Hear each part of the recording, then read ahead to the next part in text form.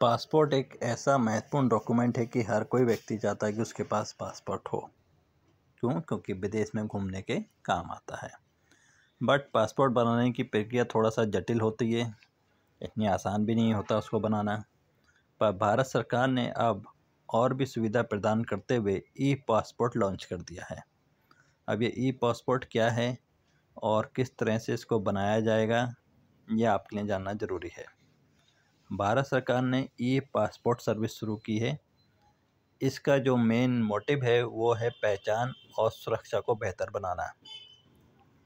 इस टेक्निक में RFID chip लगा दी गई है, जिसमें यूजर्स की पूरी बायोमेट्रिक जानकारी दर्ज रहेगी। इन दिनों डिजिटल का ज़माना है, बहुत से काम ऑनलाइन होने लगे हैं। शॉपिंग से लेकर कई काम घर बैठे सिर्फ एक क्लिक पर हो जाते हैं। भारत ने भी समय के साथ तेज़ी से आगे बढ़ रहा है। देश में डिजिटल युग में पासपोर्ट में बहुत बड़ा बदलाव किया गया है। अब भारत ने ई पासपोर्ट लॉन्च कर दिया है। इन पासपोर्ट को भारतीय नागरिकों की यात्रा को ज़्यादा सुरक्षित, तेज़ और आसान बनाने के लिए डिज़ाइन किया गया है।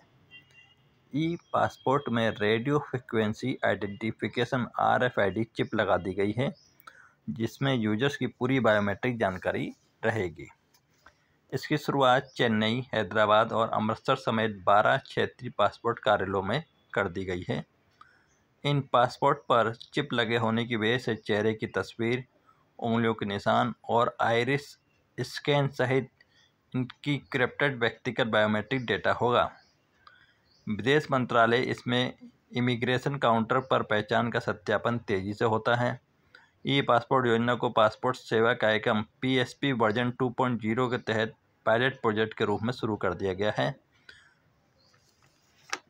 शुरुआती दौर में नागपुर, भुवनेश्वर, जम्मू, गोवा, शिमला, रायपुर, जयपुर, चेन्नई, हैदराबाद, सूरत, रांची और दिल्ली में ई पासपोर्ट का वितरण शुरू कर दिया गया है। साल 2025 के मध्य तक इसे देश के सभी पासपोर्ट सेवा केंद्रों में लागू कर दिया जाएगा। तमिलनाडु में 3 मार्च 2025 से चेन्नई के रीजनल पासपोर्ट ऑफिस में ई पासपोर्ट जारी किए जा रहे हैं।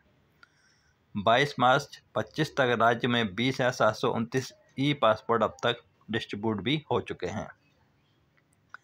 ई पासपोर्ट एक ऐसा पेपर और इलेक्ट्रॉनिक पासपोर्ट है जिसमें रेडियो फ्रिक्वेंसी चिप लगी होगी और एक एंटीना भी लगाया गया है।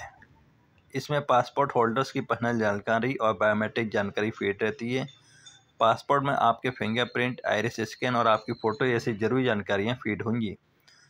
चिप में एक एंटीना है जिसमें स्कैनिंग के दौरान लंबी लाइन में लगने से बचाव होगा।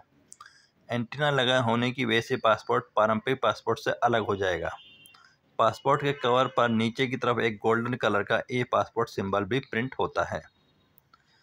ई पासपोर्ट में मौजूद टेक्निक डेटा की सुरक्षा को काफ़ी मजबूत मानी जा रही है। पासपोर्ट में छेड़छाड़, फर्जीवाड़े और नकली पासपोर्ट तैयार करने जैसी आपराधिक गतिविधियों को रोका जा सकेगा। जिनके पास पहले से पासपोर्ट है वह उनकी समाप्ति तिथि तक वैलिड रहेगा। इसका इस्तेमाल समान रूप से किया जा सकेगा। ई पासपोर्ट अप्लाई कैसे करना है ये जान लेना आपके लिए बहुत ज़्यादा ज़रूरी होगा। इस पासपोर्ट बनाने के लिए सबसे पहले आपको पासपोर्ट सेवा पोर्टल पर जाना होगा, जो मैं आपको डिस्क्रिप्शन मोड में लिंक कर दूंगा। यहाँ पर रजिस्ट्रेशन करें और फिर लॉगिन कर लें। अगर आप नए हैं तो एक नया अकाउंट बनाएं। अगर आप पहले से ही रजिस्टर्ड हैं तो केवल अपने क्रेडेंशियल्स के इस्तेमाल से लॉगिन कर सकते हैं।